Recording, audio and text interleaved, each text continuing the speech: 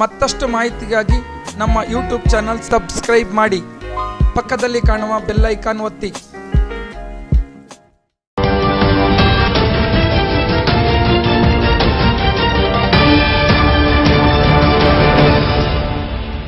ಆಸ್ಪತ್ರೆ ಎಂಬ ಮೃತ್ಯುಕೂಪಕ್ಕೆ ಮಹಿಳೆ ಬಲಿ, ಮಕ್ಕಳಿಬ್ಬರು ತಬ್ಬಲಿ.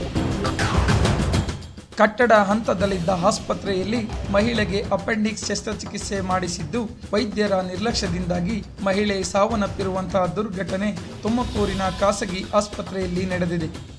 ನಗರದ ರಾಜಲಕ್ಷ್ಮಿ ನರ್ಸಿಂಗ್ ಹೋಮ್ನಲ್ಲಿ ಈ ದುರ್ಘಟನೆ ನಡೆದಿದ್ದು, ನೆಲಮಂಗಲ ತಾಲೂಕಿನ ಹಳೆ ನಿಜಗಲ್ ಗ್ರಾಮದ 32 ವರ್ಷ ವಯೋಮಿತಿಯ ವಸಂತ ಮೃತಪಟ್ಟ ದುರ್ದೈವಿಯಾಗಿರುತ್ತಾರೆ.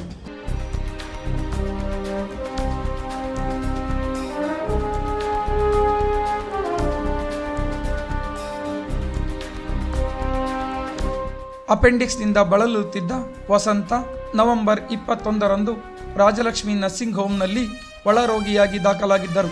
ನಿನ್ನೆ ಮಧ್ಯಾಹ್ನ ಅಂದರೆ ನವೆಂಬರ್ 26ರಂದು ಡಾಕ್ಟರ್ ನರೇಂದ್ರರವರು ಅಪೆಂಡಿಕ್ಸ್ ಶಸ್ತ್ರಚಿಕಿತ್ಸೆ ಮಾಡಿದ್ದರು. ಆಸ್ಪತ್ರೆಯಲ್ಲಿ ಐಸಿಯು ಇಲ್ಲದ ಕಾರಣ ಜನರಲ್ ವಾರ್ಡ್ಗೆ ಶಿಫ್ಟ್ ಮಾಡಲಾಗಿತ್ತು. ಸಂಜೆ ವೇಳೆಗೆ ಉಸಿರಾಟದ ಸಮಸ್ಯೆ ಉಲ್ಬಣಗೊಂಡಿದ್ದು ತುರ್ತು ನಿಗಾ ಘಟಕದ ಅಗತ್ಯತೆ ಅನಿವಾರ್ಯವಾಗಿದ್ದು ಚಿಕಿತ್ಸೆ ನೀಡದೆ ಟಿಎಚ್ಎಸ್ ಆಸ್ಪತ್ರೆಗೆ ವರ್ಗಾಯಿಸಿ ಕೈ ತೊಳೆದುಕೊಂಡಿದ್ದರು. ಟಿಎಚ್ಎಸ್ ಆಸ್ಪತ್ರೆಗೆ ತೆರಳುತ್ತಿದ್ದಂತೆ ವಸಂತ ಮೃತಪಟ್ಟಿದ್ದಾರೆ.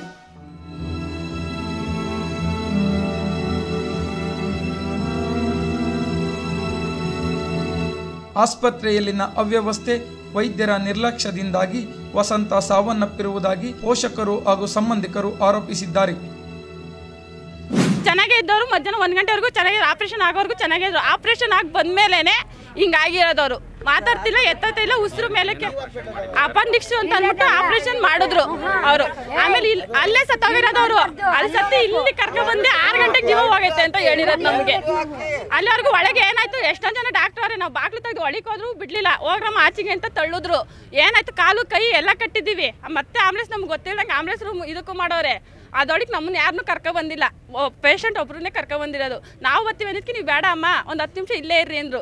ಇಲ್ಲ ಅಣ್ಣ ನಾವು ಇರಲ್ಲ, ನಾವು ನಮ್ಮ ಅಕ್ಕನ ಬಿಟ್ಟು ಇರಲ್ಲ, ನಾವು ಬೇಕಾದ್ರೆ ಬರ್ತೀವಿ ಅಂತ ಕಾಲು ಕೈಯೆಲ್ಲ ಹಿಡಿದು ಆ ಡಾಕ್ಟ್ರು ಕಾರಲ್ಲೇ ಕರ್ಕೊಬಂದ್ಬಿಟ್ಟು ಒಳಗೆ ಬಿಡಲಿಲ್ಲ, ನಮ್ಮನ್ನ ಒಳಗೆ ಬಿಡಲಿಲ್ಲ. 5:15 ಕರ್ಕೊಂಡು ಹೋದ. ನೋಡ್ರಮ್ಮ ಅಂತ ಅಷ್ಟೇ ಅಂದಿದ್ದು. ನೋಡ್ಕೊ ಜೀವ ಆಡ್ತೈತೆ ಅಂತ ಅಂದರು ಅಷ್ಟೇ. ಅದು ಬಂದಮೇಲೆ ಮತ್ತೆ ಜೀವ ಹೊಂಟೋಯ್ತು ಅಂತ ಅಷ್ಟೇ ಹೇಳಿದ್ದು. ಉಸಿರೇ ಆಡ್ತಿರ್ಲಿಲ್ಲ, ಅಲ್ಲೇ ನಿಂತೋಗಿತ್ತು. ನಾವು ಕೈ ಕಾಲೆಲ್ಲ ನೋಡಿದ್ವಲ್ಲ, ಅಲ್ಲೇ ಕೈ ಕಾಲೆಲ್ಲ ಏನೂ ಆಡ್ತಾನೆ ಇರಲಿಲ್ಲ. ಮೃತ ವಸಂತ ಕಡುಬಡವರಾಗಿದ್ದು ವೈದ್ಯರ ಎಡವಟ್ಟಿನಿಂದ ವಸಂತಳ 2 ಮಕ್ಕಳು ತಬ್ಬಲಿಯಾಗಿದ್ದಾರೆ. ಪೋಷಕರು ಮತ್ತು ಸಂಬಂಧಿಕರು ಮಕ್ಕಳ ಜೀವನೋಪಾಯಕ್ಕಾಗಿ ಪರಿಹಾರ ನೀಡುವಂತೆ ಆಸ್ಪತ್ರೆಗೆ ಮುತ್ತಿಗೆ ಹಾಕಿ ಪ್ರತಿಭಟನೆ ನಡೆಸಿದರು.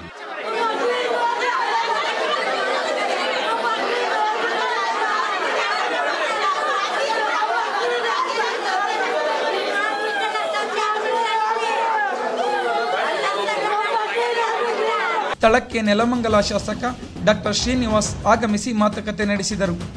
ಅದಕ್ಕೂ ಮುನ್ನ ನಗರದ ಉಪಾಧೀಕ್ಷಕ ನಾಗರಾಜು ಮತ್ತು ತುಮಕೂರು ಮಹಾನಗರ ಪಾಲಿಕೆಯ ಸದಸ್ಯ ನಜೀರ್ ರವರ ಮಧ್ಯಸ್ಥಿಕೆಯಲ್ಲಿ 5 ಲಕ್ಷ ಹಣಕ್ಕೆ ತೀರ್ಮಾನಿಸಲಾಯಿತು. ಆಸ್ಪತ್ರೆಯಿಂದ ಹೊರಬಂದ ನಜೀರ್ ರವರು ಎಲ್ಲ ಮುಗಿದಿದೆ, ಮಾಧ್ಯಮದ ಮುಂದೆ ಮಾತನಾಡುವುದು ಬೇಡ ಎಂದು ಹೇಳಿದರು. ಏನು ನಾವು 6 ಲಕ್ಷ ಕೇಳಿದ್ರು, ಏನೋ DSP ಸಾಹೇಬ್ರ ಮುಖಾಂತರ ನಾನು 6 ಲಕ್ಷ ಕೊಡಿಬೇಕು ಕೇಳಿದೆ. ಎಲ್ಲರೂ ಕೈ ಬೀಳ್ತೀರಿ, ಒಪ್ಕೊಂಡು ನೀವು ನಡೀರಿ. ಈಗ ನೀವು ಬಂದಿದ್ದೀರ ನೋಡಿ, ಬಂದಿದ್ದ ತಕ್ಷಣಕ್ಕಾಗಿರೋ ಸುಮ್ಮನೆ ಕೇರ್ಬೋದು ಮಾಡ್ಕೊಂಡು ಬೇಡ.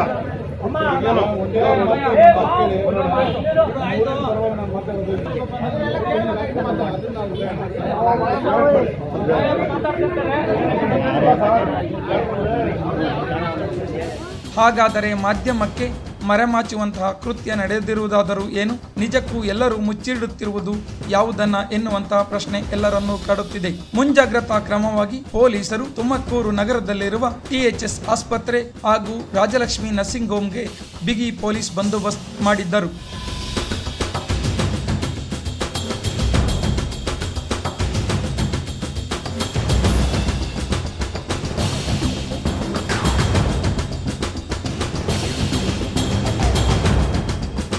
ರಾಜಕೀಯ ಮುಖಂಡರು, ಪೊಲೀಸರು ಹಾಗೂ ವೈದ್ಯರು ಪೋಷಕರನ್ನ ಮನವೊಲಿಸಿ ಸಂಧಾನ ಯತ್ನ ನಡೆಸಿದರು.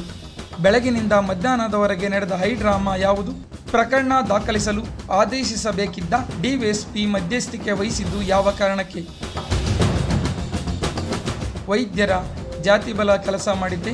THS ಆಸ್ಪತ್ರೆಯ ಆಡಳಿತ ವೈದ್ಯಾಧಿಕಾರಿಗಳ ಪ್ರಾಬಲ್ಯ ಕೆಲಸ ಮಾಡಿದೆ. ಕೋಲಾರ DYSP ರವರು ತಮ್ಮ ಸಹೋದರ ವೈದ್ಯನ ರಕ್ಷಣೆಗೆ ಕರೆ ಮಾಡಿ ತಮ್ಮ ಪ್ರಾಬಲ್ಯ ಬಳಸಿದರೆ ಎಂಬುದು ಯಕ್ಷ ಪ್ರಶ್ನೆಯಾಗಿದೆ.